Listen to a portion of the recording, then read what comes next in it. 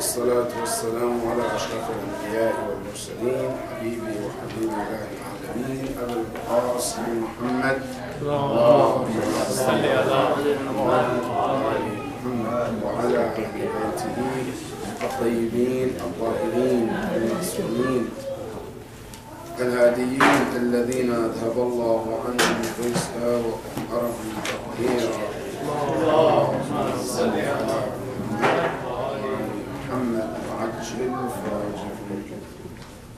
I believe lesson 23. Lesson 23. Okay, lesson 2.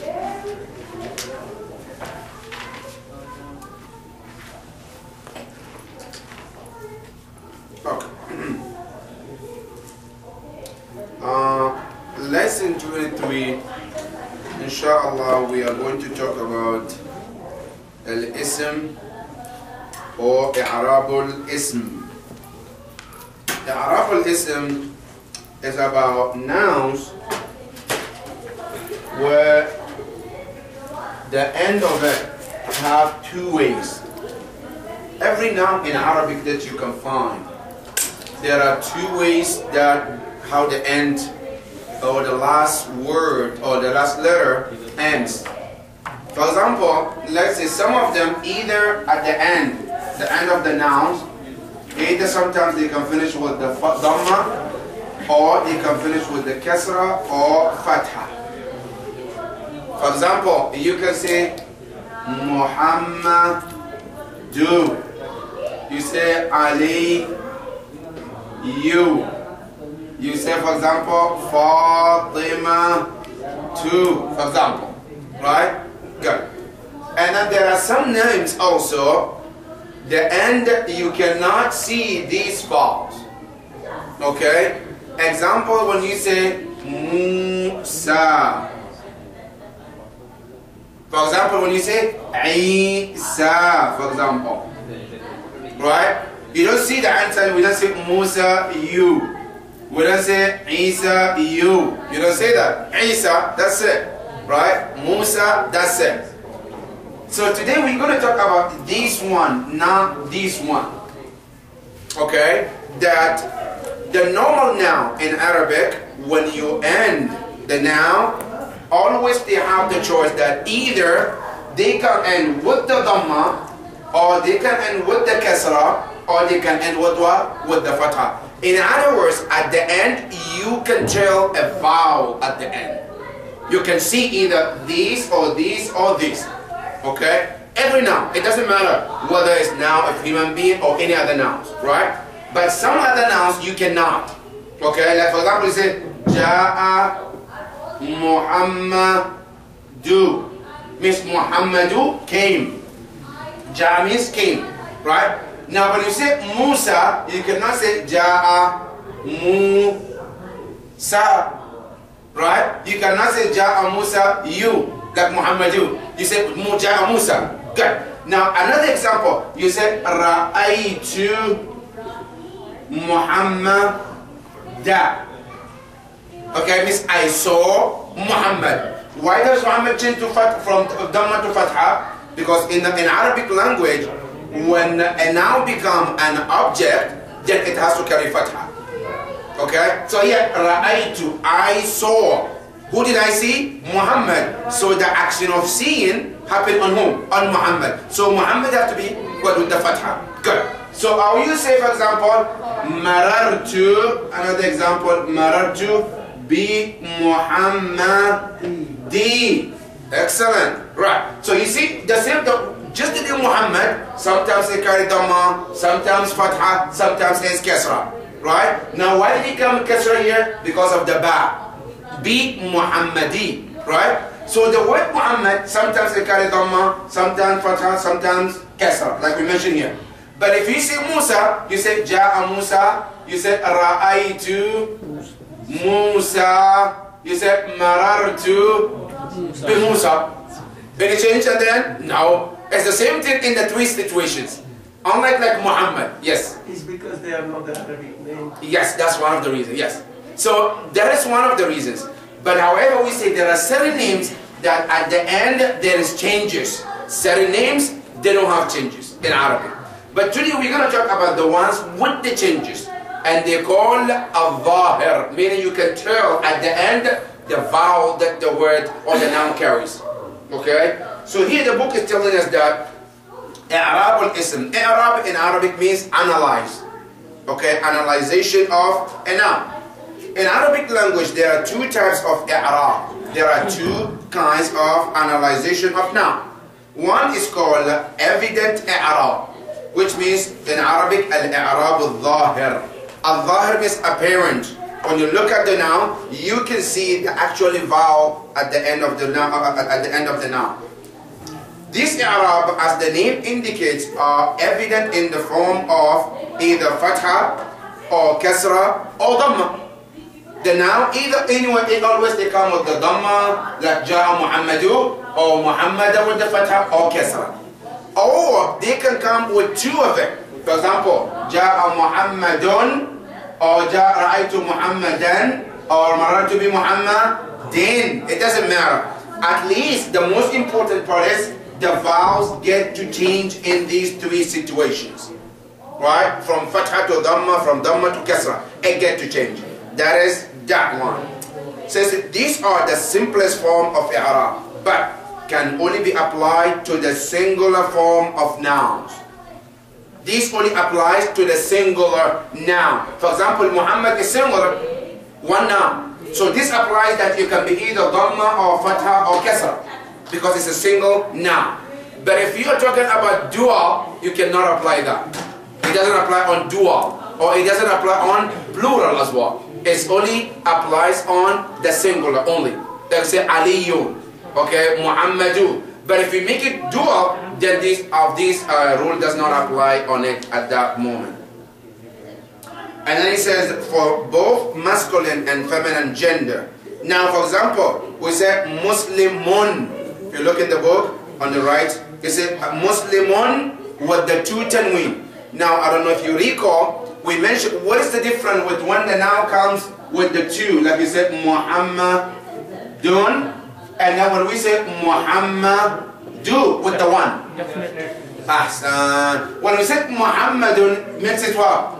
Indefinite, means unknown. But if I say Muhammadu, that means it's known. If I say Ja'a Muhammadun, and Muhammad came, but which Muhammad? I don't know, right? But if I say Ja'a Muhammadu, means Muhammad came. Which Muhammad? The one you and I know about. The one is known to us. Okay? So that is one. Or the other way is that if you have a noun, let's say for example, say Muslimun. Also makes it indefinite. Now you want to make it definite, what do? You add the alif and lam. Then it becomes al-muslimun. So this al makes it the what? Muslim becomes definite in that case. You didn't add al to Muhammad there. I'm sorry? You didn't add al to No, Muhammad you don't need that because it's a proper noun. So you don't need to add it. This one is not a proper noun. So you need to add alif or lam in certain cases. That is the reason. So that is we say Muslimun, which is for singular. For dual you say you can say Muslimun or Musliman or Muslimin. It can carry the three. Sometimes Muslimun with the two, or Muslimin with the kasra, or Musliman. That is if it's singular and masculine. For feminine, you say Muslimatun. Remember, we mentioned about Muslimatun. This ta is the sign of feminine. Okay, anytime you see a noun with this sign, that makes it what? Feminine. Okay, because we mentioned in the previous lesson, every noun that you find in Arabic is, or it has to be classified either masculine or feminine. Right? Now how do you classify as feminine? If it carries what? Ta. That's one of the signs. So we say Muslimatun, that makes what? Feminine in this case.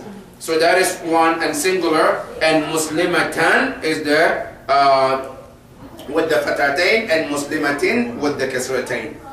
Now if you want to make it definite, then all you need to do is to add alif or lam. So instead of Muslimun with just Muslimun, you just add the alif or lam, and then you take this one.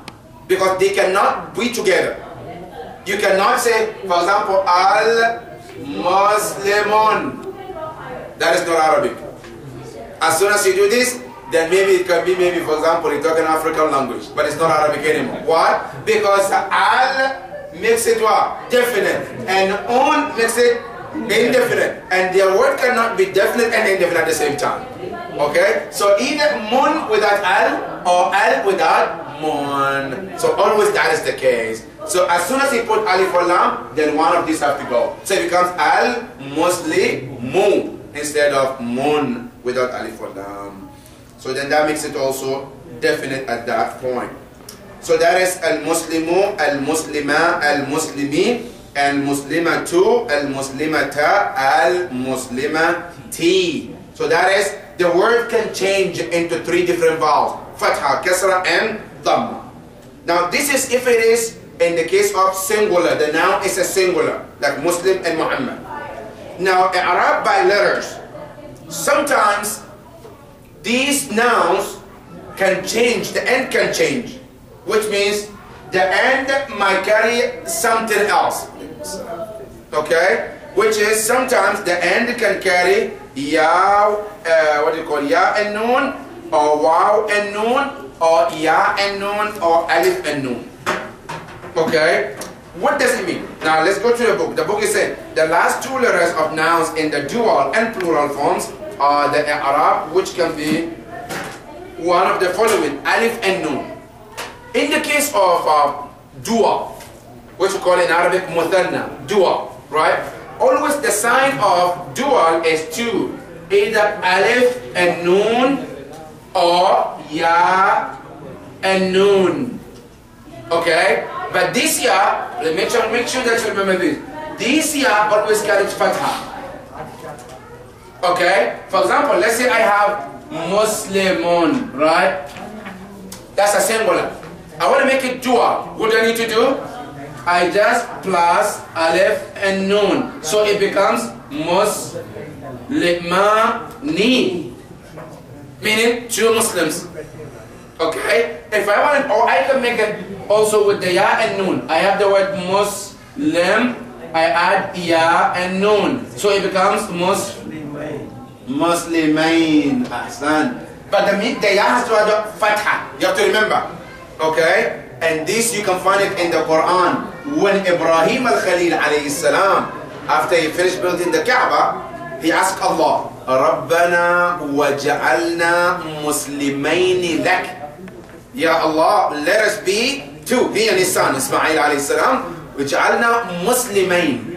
It's used the word muslimain, meaning let us be the 2 of those who submit to you, Ya Allah. So the word muslimain means 2 Muslims. So the dual always can be either ya and noon, or it can be alif and noon.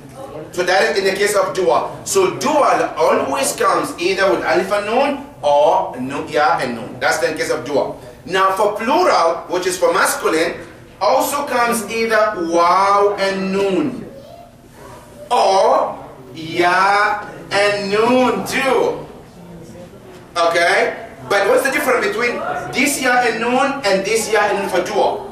The difference between the 2 is that the ya of the plural always carries the sukun instead of fatha.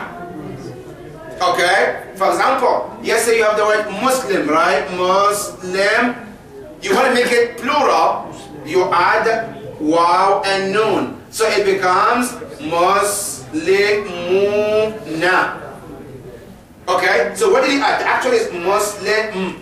Right? All you added is what? Waw and noon. So you become Muslimun. Right? Now in the case of the ya and noon, also you have the letter, the word Muslim plus ya and noon. So it becomes Muslimina. So the mim here has a kasra, so the ya here has what? Sukun. But in the dual is Muslimaini. The ya has also, because the letter before the ya has a kasra, Muslimain. So you have to always watch.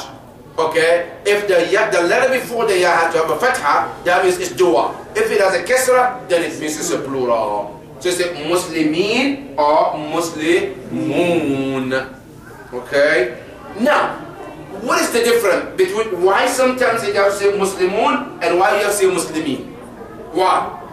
What's the difference? That sometimes you say Muslimun, sometimes you say Muslimin. It depends on the placement of the word. The word. Absolutely, yes. Yes. Remember in the previous, we said, if we say Ja'a, and we say Muhammad, do, right? Good. So Muhammad, because he's the actor of the verb. Who's the one who did the verb? Now in Arabic, anytime the noun is the actor in the sentence, then they have to end with the waw. Now if the noun is a plural, like Muslimun, then you have to also end it with waw and noon. So what do you say? For example, say Ja'a Muslimuna. Right? So the waw here is the same as the sign of Dhamma at the end, in the singular. Okay? In the singular, what is the sign of Dhamma? This Dhamma here. But in the case of plural, you say Muslimun, the waw is the sign of Dhamma. Good. Now in the case where like here, you say Ra'aytu Muhammadan, which the noun becomes the object, means I saw Muslims, right? Now what do you say? You say Ra'aytu, I saw Muslimina. Okay? Because in the case of plural, the ya becomes the sign of the fatha here. Yes. Going back to Ja'a Muhammadu. Yes. Ja'a Muslimuna. Right. So Ja'a doesn't go with the, it doesn't change the plural form? No, it doesn't. It's just a verb. It doesn't change the plural. No. You can say Ja'a Muslimun, Ja'a Muslimun, Muslim, that's fine. You can say that in Arabic. Yes, that's fine. It doesn't matter. Ja'a can be means came, but it can be plural came, or it can be singular. That's fine. Okay? But the point is that in the case of Ra'aytu means I saw, Muslimin, here you cannot say Ra'aytu Muslimun. No. Because Muslimun in this case, they are not the one who are the actor in the sentence. So you have to say Muslimin with the ya and nun. That is if the case the Muslimin have to have fatha. Now if the same word have to have a kasra, like for example, let's say Marartu, I pass by, Marartu bil Muslimina, also the same thing. So you say bil Muslimin. Now B here, which is the ba, is the cause where it's ended with ya and nun as well. So in that case, ya and nun can be the sign of kasra, and ya and nun can be the sign of fatha too. But how do you know? You always have to remember in the sentence, that's how you can talk. If there is a harful jar like ba or fi or ala, then you know that the cause is what? Is that one. But if not, in the sentence, you see that for example, ra'aytu, then you know that is what? The reason is because it's the object in the sentence. One is the object, the other is a huruf al-jar. Huruf al-jar, absolutely. I don't know if it's clear. Getting a little tough, right? Okay, I can explain some more. Now, we say that, let me clarify a little bit more. Maybe it might be clear.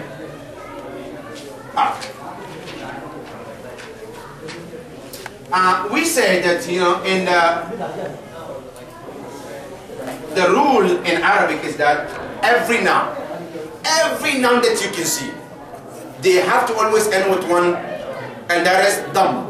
Any noun, right? You say, for example, Ali, you, right? You say Muhammad, do. You say Haydaru, right? Every noun, they have to end with the dam. That is in Arabic. That's a rule, right?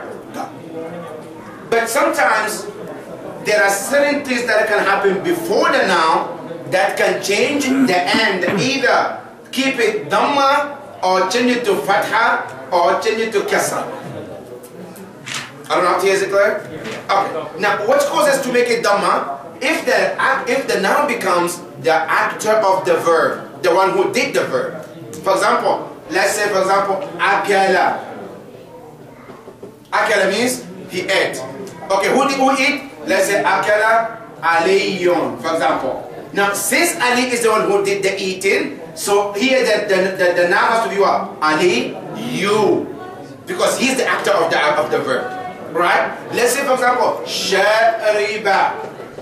Shariba means He drunk, right? Now let's say shariba, for example, let's say haydar, right? Haydaru. Why? Because Haydar is the one who did the drinking. So here, anytime the noun becomes the actor of the sentence, then they always have to end with what? With the dhamma. That's rule number one. Now, rule number two, the same noun, if it becomes an object in the sentence, then the vowel change from dhamma to fatha. If it becomes object. For example, let's say daraba, let's say daraba Zaidu Amra. Daraba means he hit. Who hit the hitting? Zaidu. So Zaid is the actor of the hitting. So he does have what? Dhamma. Now who is the object? Who did he hit? Amran. So Amran, since he's the object, he has to end with what? With the fatha. So he said Daraba Zaidu Amra. That's the rule. So here you see Amr changed to fatha. Why? Because it's the object in the sentence. Right? So object always in the sentence in Arabic, it has to end with the fatha. So a noun always have to end with the dhamma if it's the actor. That's number one. Number two, it also ends with the fatha if it becomes the object in the sentence. That's number two. Now number three, when is the noun can change to kasra? If one of the huruf al-jar comes before it. Huruf al-jar are a bunch of the letters which are known that whenever they come before the noun, they change the noun to kasra. For example, ala is one of them. Number two, fi is one of them.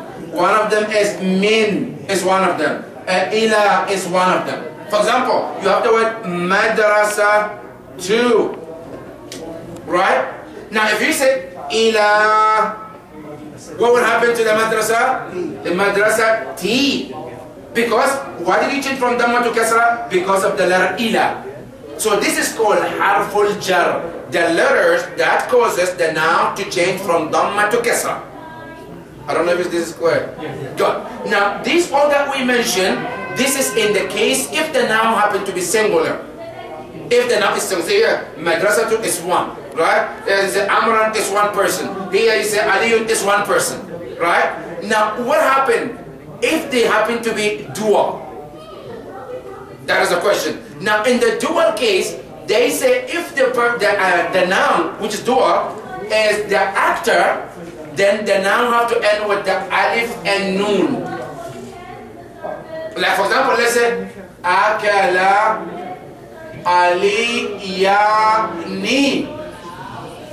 Means Ali, the two Ali, they did the eating. So here, the alif and noon here are the sign of dhamma. That because it's dual and you cannot put dhamma here, so you make sure that they end with alif and noon. So because Ali, the two Ali, they are the actor. So in dual, always alif and noon is the sign of what? Dhamma in that case. Like in the singular. I don't know if it's clear here. Akala aliyani. That's right. Aliyani. I see the fatah. Which one? Here? No, that's the noon, the dot. Aliyani is supposed to be, yes. But the point is that the alif and noon, because the actual is the Ali, right? So we added the alif and noon. So this alif and noon is the sign of dhamma in the case of what? In the case of dual. Or for example, it says shariba zaydani. Okay, we have alif and noon. Or for example, let's say qara'a muhammadani. Okay, so in any case, if the Muhammad or the noun, which is dual, happen to be the actor of the verb, they always have to end alif and noon. Okay? Now the same dual, if they are the object, how does it end? They end with the ya and noon. If they are object. Okay? For example, let's say daraba, Ali Yaini.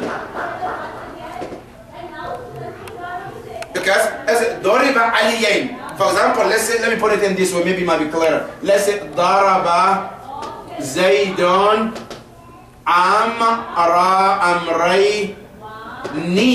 So Daraba is the verb, right? And Zaid is what? Is the actor. Go ahead. So what is the verb that the Zaid has to have? Anybody remember? Do.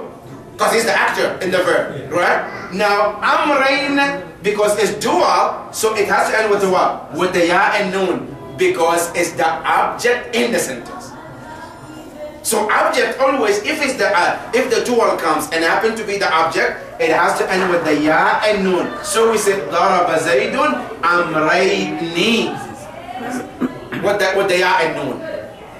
Okay? Now, what happens if harf al-jar comes before the dual? Also the same thing. It ends with the ya and noon. For example, let's say marartu. Marartu means I pass by. Okay, marartu, passing by. Bi amrayni as well. Okay, meaning I pass by with two amrs, right? So here amrain, the ba is harf al-jar. It causes this to have kasra, and the kasra in this case is the ya and noon in this situation. So in that manner, ya and noon in the plural and in the dual, it can be the sign of fatha and it can be the sign of kasra as well. I don't know if it's clear. Yeah. Actually, what you're doing is you're observing the letter before ya or alif. Absolutely, yes. You have to observe it, yes. Because otherwise you cannot know how the end should be. In the case of dual, you always have to look what is the status of this now. If the status is what? They are object, then they have to end with the ya and noon. But if they are the actor in the sentence, then they have to end with what? Alif and noon.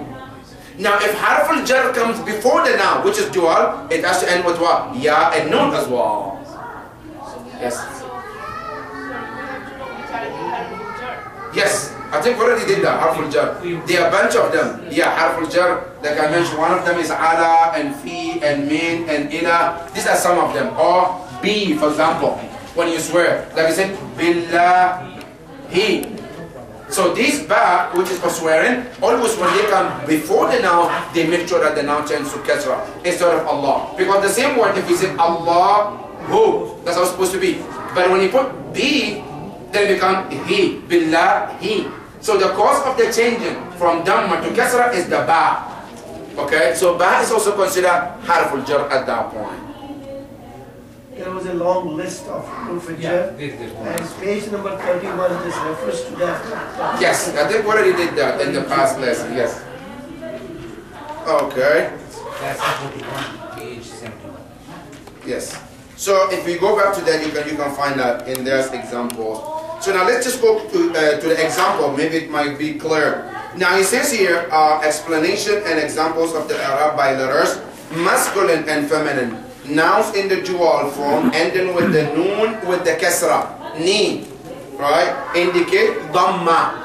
You know, alif and noon, like you say, for example, let me say, akala aliya ni. So alif and noon is an indication like a dhamma in the wa. Like you say, akala zaydu.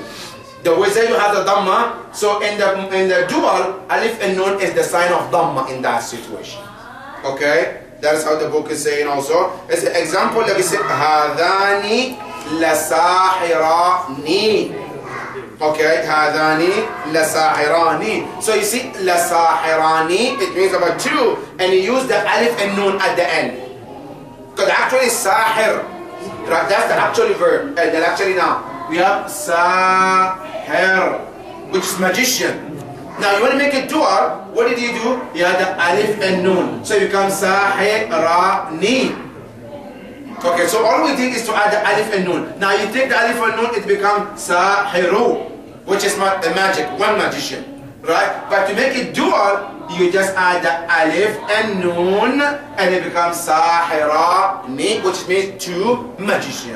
If I say haza sahiru, that's singular. And that's simple, that's right. Why there's a letter la added here? Which one? Hazani la sahara. La sahiran. This lam is called lam al-tawqid. It's the lam for emphasis. That Fir'aun was said that inna hadani la sahiran. That's what he was talking to Musa and Harun. When they came to his palace and they were telling that, you know, we are Rasul Rabbik, we are the messenger of Allah. So we came to invite you to Allah. Then he told them, okay, who is your Lord, by the way? Then Musa alayhi salam says, our Lord is the one who created everything and then guided it.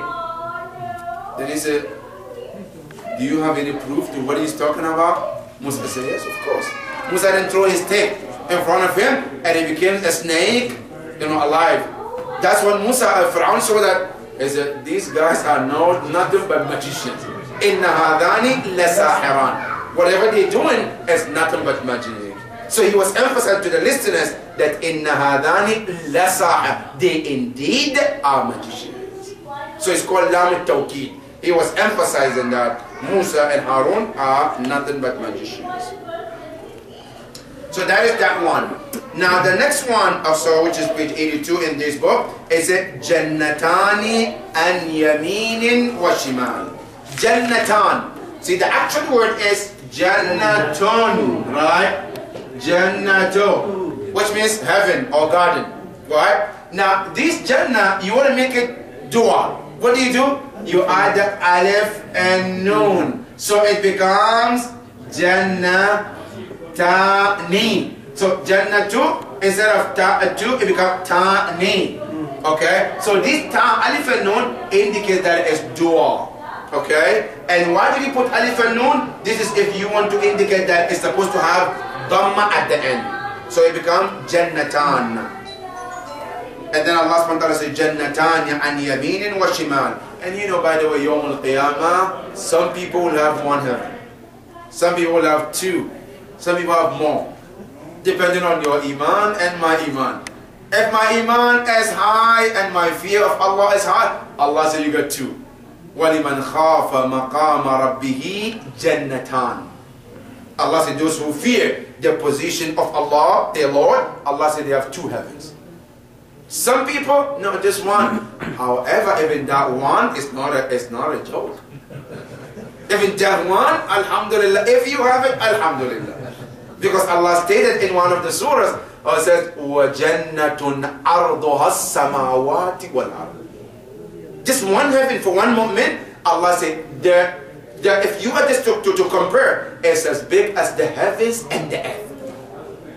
Just one Jannah for one moment. Allahu Akbar. No, if you want to say, like a kitchen of a mu'min, even though you're not going to cook there. The kitchen of a mu'min, it's like the entire United States. Like, mashallah, some sisters, they want big kitchen, very wide, everything. Now, Allah said, your Jannah, Yawm al-Qiyamah, is the bigger than the United States. Now, you plan it as you want.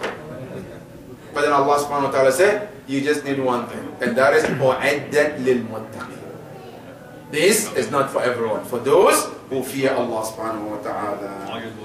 So that is that one. And then, the second one, which is the noun for the dual and the plural noun, is called noun of Arab.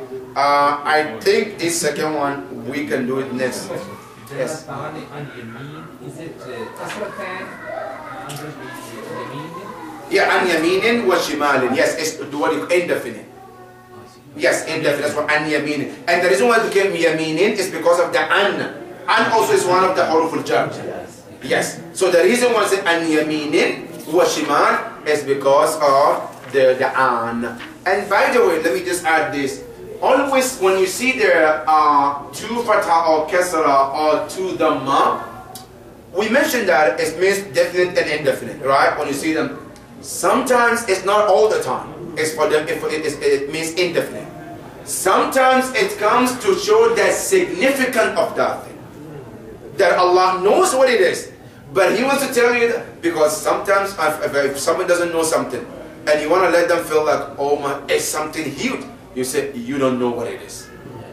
When you try to let them know that it's more than what they can imagine.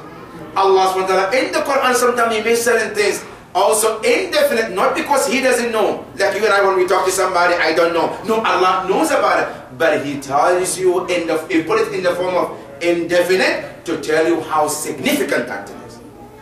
That is also one of the reasons why you see sometimes some words comes in the form of indefinite. Yes.